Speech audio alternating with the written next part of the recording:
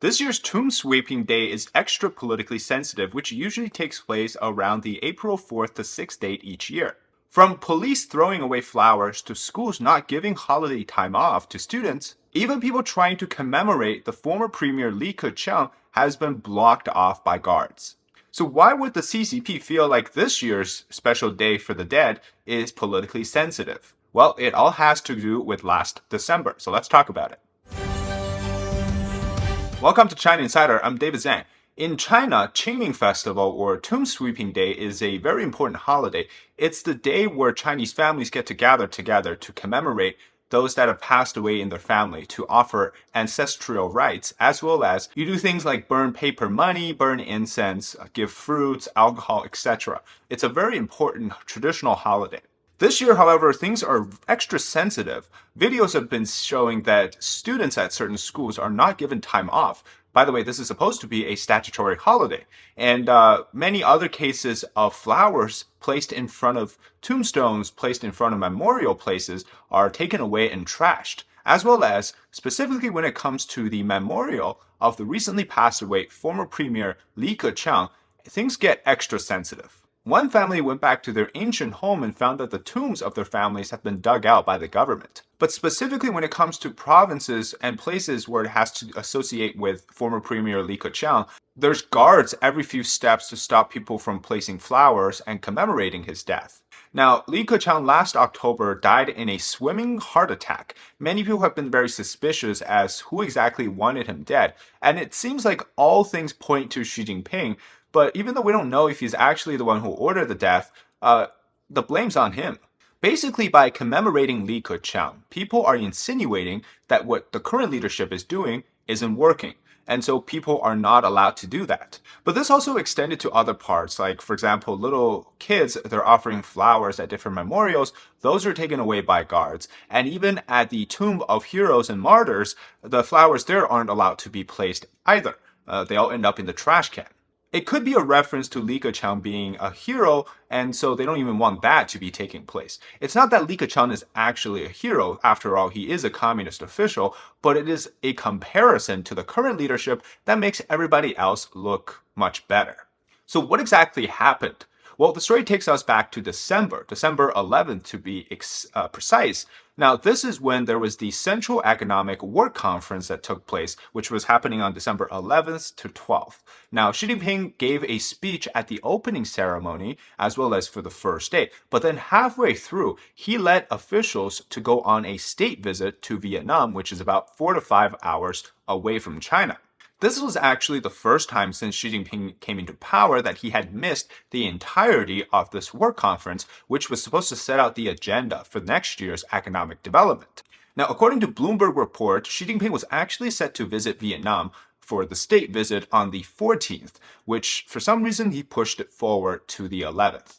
Now, according to sources now revealing that Xi Jinping left halfway because he was fed up with all the complaints that he was getting from all different departments of the economic activities. And because what happened was they were all saying that the plan that will actually work will be the one that was put out by the former premier Li Keqiang, who by that time had just passed away for 2 months in October. And so this really made Xi Jinping angry because he just learned that the dead predecessor to the current premier has the problem-solving plan for everything that China has to deal with after coming out of zero COVID. So that same guy that is now politically sensitive to remember in China, the ghost of Li Keqiang, was still haunting the state council and all those economic departments even after his death. So obviously Xi Jinping was very angry at that fact because that's minimizing his authority on the economy. Meanwhile, the current premier, Li Qiang, now Li Keqiang and Li Qiang, they're not brothers or anything like that. It's just communists love naming their kids Qiang, which means strong. And so the current guy, Xi Jinping is also mad at him because he's unable to cleanse away the influence of the last guy from the state council as the current premier. Now, Li Keqiang's plan was to defend the existing manufacturing, the consumer side of things, industries and job creation. Now, this sounds like a pretty normal plan for an economic recovery, right? Well, Xi Jinping's plan is to focus on something what he calls is the new productive forces. Now, what this is, it's a new term coined by Xi, in fact, in September of 2023, when he went to visit the Rust Belt province in northeastern part of China. And he basically says that he wants to create a new model focusing on emerging production, or what this new industry would be looking like, the new productive force. What that is basically things like electric cars, electric vehicle batteries, as well as things like solar panels. So the new sort of emerging technology. So Xi Jinping's focus is on that. And basically, it was a showdown between a focus on the traditional sectors to revive the economy versus a focus by Xi on the plan to focus on the emerging technology. And Li Keqiang's focus, in fact, on the consumer side of growth versus the new emerging technology, which focuses on the state overall direction, is a clear contrast to each other. And it's sort of the, I guess you'd say, a battle of intra-party differences when it comes to what Li Keqiang's advocating for is the continuing of reform and opening up. And Xi Jinping, on the other hand, is calling to end the reform and opening up. Because Xi Jinping truly believes that if China continues to reform and opening up, as Deng Xiaoping started, that's eventually going to end China with the collapse of the party, because when you keep doing economic reforms, you eventually introduce too much so-called Western influence. That's going to bound to land China like the end of the Soviet Union, where you lose more ideological control. And so Xi Jinping desperately wants to revert that because he thinks the solution to national stability is to avoid an ideological crisis. Now, you have to remember, prior to Xi Jinping in 2013, the premiership, the state council actually had real power, real authority over the economic directions of China. And so when he was alive, Li Keqiang that is, he said things like how 600 million Chinese people still lived on 1,000 RMB a month, which is very little, or that when people do, the heaven is watching, things like that. Those are lines that really, kind of paints him as the opposite of Xi Jinping in terms of their struggle for power. Obviously, Li Keqiang was also rendered useless under Xi Jinping, but at least he sort of put up a fight.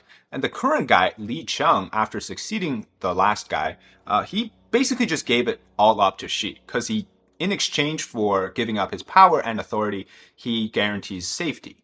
But this doesn't seem to satisfy Xi Jinping, which I'll talk about in a bit. But that just shows you what's been happening in the state of China right now, which is that even after giving up authority and power, the entire state council still uses Li Keqiang's plan to attack Xi Jinping's authority.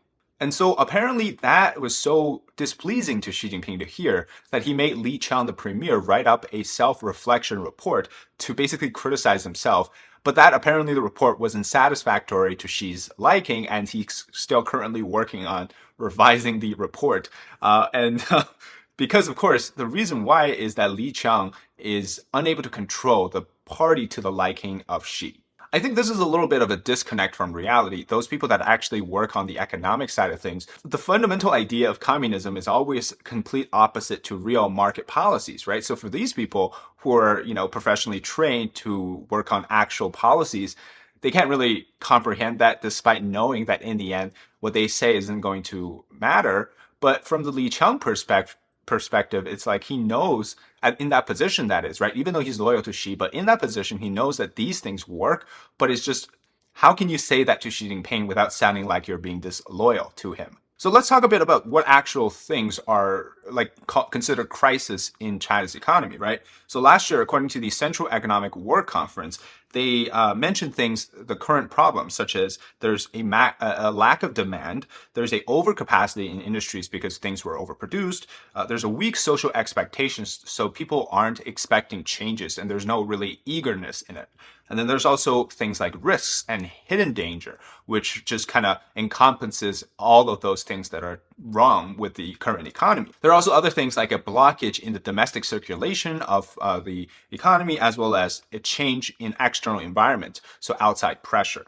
Now, what this basically led to was a conclusion that there's enough complexity, severity, and also uncertainty, all of it on the rise.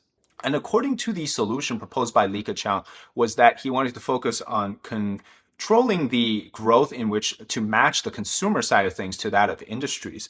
He wanted to stabilize domestic demand to expand that. He also wanted to increase the income growth of consumers and residents in China. So basically, to summarize all of it, it's the right medicine for the problems. Now, then we look at what she wants to do. She wants to focus on electric cars, wants to focus on solar panels and the batteries. Those things are quite disconnected because they're not a major part of the Chinese economy, which is built on manufacturing, exports, etc., like that. It's more of the traditional sectors, right? And so it doesn't really employ a new way of economic growth as much as she wanted to be. Okay, so now let's talk about what exactly happened with Li Qiang. Since he became premier in 2023, what he's done is revert completely the policies inside the state council from that of Li Keqiang, from a focus on consumers to a focus on state control, right? So minimizing the role that the private enterprise plays in China, maximize the state enterprises, and he wants to maximize the so-called Xi Jinping thoughts, the ideas of using state control, collective power to do things rather than letting the market do itself, right? So it's a complete reversal of the reform and opening up concept. And as he did so, he also showed that he was willing to give up any control he had over it by offering to Xi Jinping. And so at the annual 2 session this year in March, we were learning that, surprisingly, a 30-year tradition was broken in which the premier no longer comes and attends a press conference where reporters actually get to ask the questions once a year. And then at a later date, he also did not attend an important meeting where the premier is supposed to show up and talk with industry leaders. So instead, to avoid him becoming purged, he shifts power, or he gives up power, and the power shifts to another man named Cai Qi, who is basically like the interior minister or the chief of staff. And we've already seen this type of examples in past history in China. In the Ming Dynasty, there was an expansion of the authority of the eunuchs and the interior side of things, and a minimization of power from the ministers who were on the outside. And so by expanding that, we later see a complete sort of shift in the power dynamics within the dynasty. And so even against all of this, right, Xi Jinping still feels like that Li Qiang is not loyal enough to him. And so he's basically forcing Li Qiang to give up more. In my view, the premier's position to oversee the economy is already a big irony in the CCP because the communists really cannot do anything with the economy. Their idea is to destroy an economic activity, not to grow one. And clearly, Xi Jinping's not willing to change either. That is to adopt to a working and sound plan, because that would destabilize his national focus, which is on stability. Now, more than one Western outlet has already voiced the concerns about Xi Jinping's so-called new productive forces. Here's an excerpt from The Economist. It says that the last flaw is Mr. Xi's unrealistic view of entrepreneurs, the dynamos of the past 30 years. Investment in politically favored industries is soaring, but the underlying mechanism of capitalist risk-taking has been damaged. Many bosses complain of Mr. Xi's unpredictable rulemaking and fear purges or even arrest. Or this one here from the Foreign Affairs recently. It reads, the industrial policy is particularly unwelcome to the rest of the world. China's official government work report for 2024 identifies the electric vehicle, battery, and solar cell industry among the new productive forces that will boost the country's overall productivity growth. Of course, that doesn't. And Le Monde writes that the problem is that despite the image of a new consumerist society conjured up by Shanghai shopping malls, the Chinese consume relatively little. China represents just under 18% of the world's economy, but only 13% of total consumption. Now, in Xi Jinping's view, he's like, even the economy or, whatever else, they have to adopt to my last name. The economy has to sing the party lines. The economy has to be called the party. And so he wants to win a war, which is an impossible one in people's views, against a concept that's supposed to be built on a free market system. He wants to win that through control, which is never going to work, right? I think that's just communist wishful thinking. And so when it comes to this type of dynamic between Xi and Li Qiang's work becomes impossible. Premier as a concept becomes impossible. The state council as a concept becomes impossible, unless, of course, they stop worrying about the economy and just focus on political work, which is basically what's happening now.